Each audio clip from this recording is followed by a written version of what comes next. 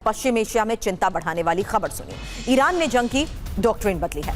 अब और हमलावर ईरान होगा। आईआरजीसी चीफ वाहिदी ने ऐलान किया है, अब दुश्मन को घर में घुसकर मारेंगे। आईआरजीसी चीफ का ये ऐलान है क्या, और ईरान की नई war doctrine, world exclusive report की एक एक डिटेल अब आपके सामने।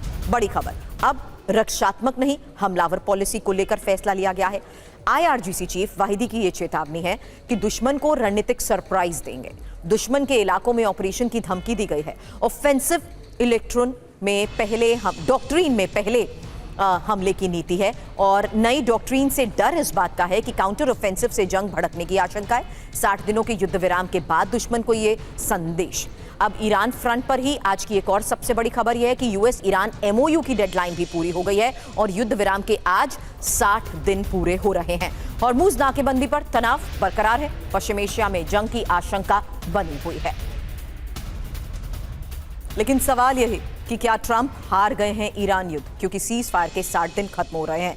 क्या युद्ध होगा, ये बड़ा सवाल, क्योंकि 60 दिन की डेडलाइन पूरी होने के बाद जंग की आशंका है। और आशंका इसलिए क्योंकि 60 दिन में कोई अंतिम डील नहीं हो सकी है। ईरान का रुख साफ है, एमओयू ही जंग के अंत की घोषणा, जबकि ट्रंप की चेतावनी कि अमेरिका 60 दिनों को डेडलाइन मानता है और एमओयू में 60 दिनों के अंदर अंतिम डील थी।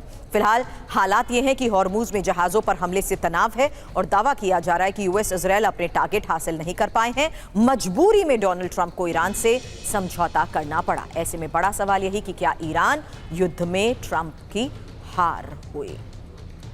अब द वॉल स्ट्रीट जर्नल की रिपोर्ट से पर्दाफाश हुआ है, ईरान ने सीज फायर के दौरान बड़ी तैयारी की है। आईआरजीसी ने सेना पर पकड़ और मजबूत की है। अनुभवी कमांडर्स को अहम जिम्मेदारियां दी गई हैं, यानी टाइम बाय करते हुए ईरान ने बड़े स्तर पर तैयारी की है। और ईरान का ये सीक्रेट प्लान है क्या? फिलहाल द वॉल स्ट्रीट जर्नल दावा ये कर रही है कि युद्ध बढ़ाने की ईरान की तैयारी है। दावा ये कि क्षेत्रीय हमले बढ़ाने की योजना है। दावा ये कि यूएस ईरान डील को मौका माना गया, लेकिन इजराइल के खिलाफ बड़ी तैयारी। आईआरजीसी का सेना पर नियंत्रण भी और बढ़ चुका है। पुराने अनुभवी कमांडर्स की वापसी हो रही है। घरेलू काउंटर इंटेलिजेंस को मजबूत किया गया है, जबकि मिसाइल उत्पादन भी बढ़ाया गया है और ड्रोन क्षमता में भी इजाफा हुआ है। आईआरजीसी ने तैयारी की पुष्टि कर दी है। और अमेरिकी ड्रोन को मार गिराने का दावा, जहां ईरानी फौज ने MQ-1 ड्रोन को मार गिराने का दावा किया है और ड्रोन मार गिराने का वीडियो भी जारी किया गया।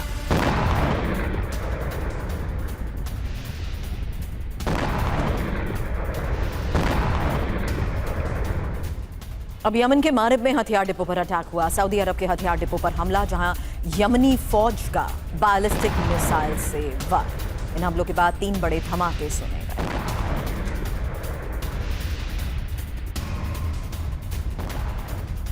अब ईरान के खिलाफ अमेरिका की बड़ी तैयारी, राष्ट्रपति ट्रंप की बड़ी चेतावनी, ईरान पर बड़ा एक्शन होगा। डोनाल्ड ट्रंप का बयान, ब्लॉकेज से ईरान पर दबाव बढ़ा है।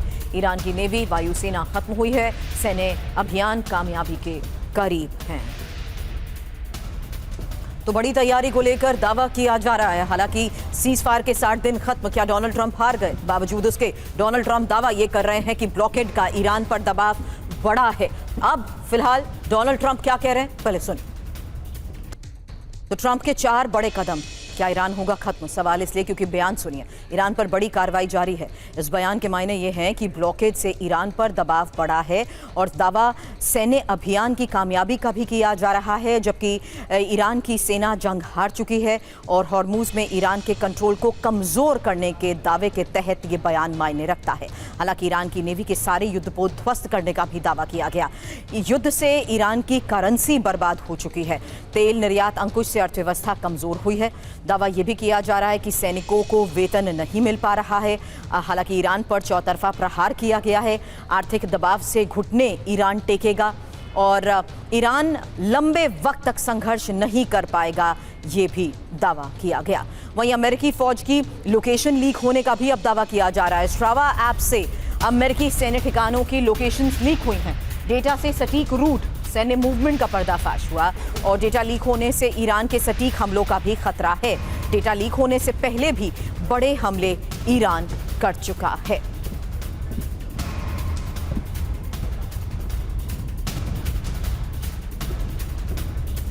तो अमेरिकी फौज की लोकेशन लीक, क्योंकि खबर यह है कि स्ट्रावा ऐप से अमेरिकी सैन्य ठिकानों की लोकेशन लीक हुई है। फिटनेस ट्रैकिंग ऐप स्ट्रावा से यूएस आर्मी की मूवमेंट पता चली और सेंटकॉम के 1300 यूजर्स का डेटा लीक हुआ था।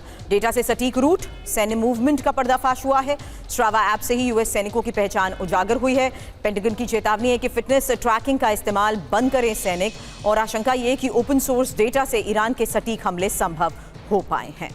जबकि ईरान ने अमेरिकी सैनिकों पर इनाम रखा है। बड़ी खबर बता दें, यूएस सैनिक मारने पर $30,000 का इनाम। Army chief general Amir Hatami का ये ऐलान, यूएस फौज को पश्चिम एशिया छोड़ना होगा। वहीं ईरानी सिक्योरिटी काउंसिल चीफ ने बड़ा बयान दिया है। अमेरिका पहले अपनी सुरक्षा के बारे में सोचे। हॉर्मूज पर झूठ बोलने से बाज आए यूएस।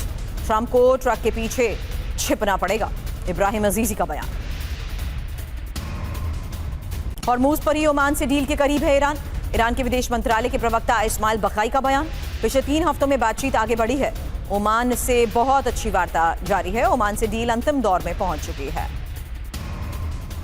हालांकि विवाद भी और संवाद भी, भीषण जंग बाकी है, क्योंकि जनरल अमीर हातमी और ईरानी सेना प्रमुख जिस तरीके से ये दावा कर रहे हैं हॉर्मूज को अमेरिकी क्षेत्र बताने का ट्रंप का ऐलान गंभीर गलती है। अपनी रक्षा के लिए ईरान के पास मजबूत सैन्य बल मौजूद है, इस्माइल बकाई का ये बयान। हालांकि अब सुनिए, जहां ईरान के विदेश मंत्रालय के प्रवक्ता इस्माइल बकाई 3 हफ्तों में ईरान अमेरिका की बातचीत जारी है। कुछ मुद्दों पर चर्चा हुई है, अंतिम सहमति बाकी है।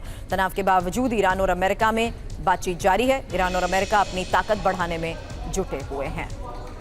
अब यूएई के एक और शिप पर ईरान के अटैक, बड़ी खबर है। 1 हफ्ते में तीसरी बार ईरान का यह हमला है। हॉर्मूज स्ट्रेट में एडनॉक के शिप पर अटैक हुआ है। पहले भी 2 एडनॉक शिप पर हमले हुए थे। यूएई ने ईरान के हमलों की निंदा की है।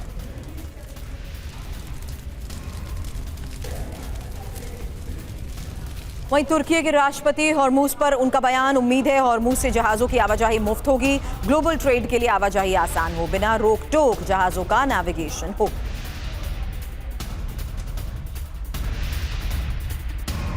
अब स्ट्रेट ऑफ हॉर्मूज में यूएस एयरफोर्स की मूवमेंट भी बढ़ चुकी है। यूएई के टैंकर पर हमले के बाद मूवमेंट बढ़ी है। ईरान ने कई एंटीशिप मिसाइलें दागी हैं। फिलहाल यूएस नाकेबंदी में कोई शिप नहीं है और जहाजों पर लोकेशन छिपाकर बढ़ने का भी शक है।